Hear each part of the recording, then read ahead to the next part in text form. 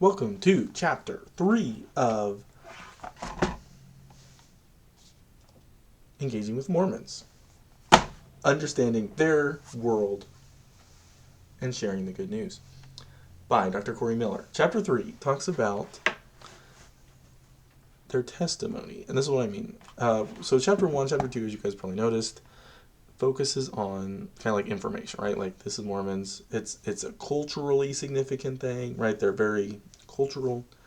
Also, chapter 2 split in half, really long, like their history, their special books, stuff like that. Chapter 3, he turns, and now we're beginning into discussions of like, how would you actually talk to them? Shorter chapter really focuses on like when you're talking to someone, to an LDS person, Latter-day Saint, a Mormon, those words mean the same thing. We're talking to one of them, trying to move the conversation to arguing facts, saying, where you walk up to one of them and you're like, why don't you answer for me why there's no archaeological evidence that two tribes of Israel lived in America 2,000 years ago? That's not a fruitful approach. Very central to Mormons and their faith is their personal testimony. When they feel like there's a moment when God made their heart burn, God convicted them, like, I should follow God, because when I ask them about Mormonism, there's like a deep emotional stirring within me. That's very important to them. That's crucial to them. So if you're going to talk to them, if you're going to have a conversation about like wanting them to follow Jesus, wanting them to like embrace reality, the gospel, testimony is going to be a part of it, right? Them with theirs, but also like you should bring up yours too, right? Like you have a testimony. You have a testimony where you believe God saved you. God convicted you of your sin. And I want to.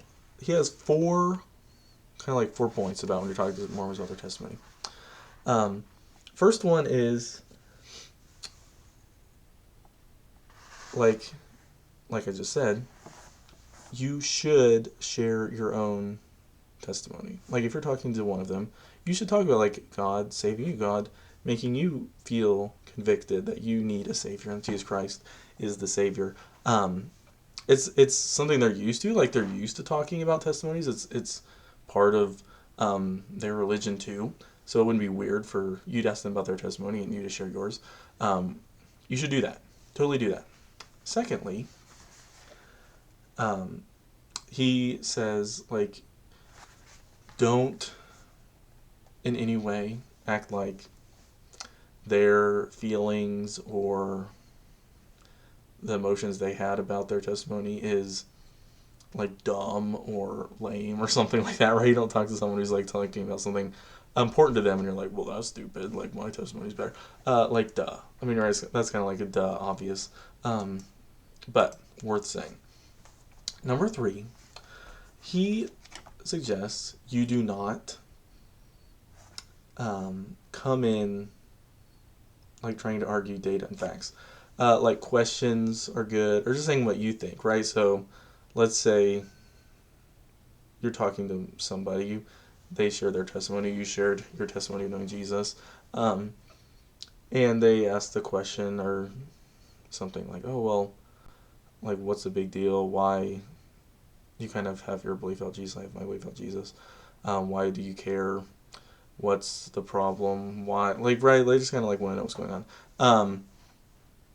Right, it's like, what you should not do is like jump in and being like, well, yeah, because Mormonism, like, there's no historical data. Like, why in the world was Joseph Smith getting visions at like 14, right? He's like, God didn't speak to any human beings for 2,000 years, and all of a sudden he talked to 14-year-old Joseph Smith about starting something. Like, not a fruitful path. Not a fruitful path. Right? Like, ask him questions. Talk about what you think, stuff like that. Don't challenge them. In the coming chapters, he's going to develop more of like the sort of questions you might ask them, the sort of things you might challenge them with. This chapter just focuses on like you should embrace the fact that they're going to listen to their testimony. You should share your testimony. You should like take their thoughts seriously, and if they're like really devout about it, you should say like, "Wow, I can see you take this really seriously. Like I take it really seriously too." Like encourage them in that way, and just be aware like when you're talking to a Mormon about their faith, their testimony, their personal feelings about their faith is going to be like crucial to it, right? They're not going to want to just start arguing like history. They're not going to start arguing like, you really think Abraham wrote the Pearl of Great Wisdom? Like, what are you thinking? Um, do they even really have like what kind of written language they even have back then? Um, right? Like that's not going to be a fruitful path. So um, embrace the idea of asking them about their testimony, and you should share your testimony.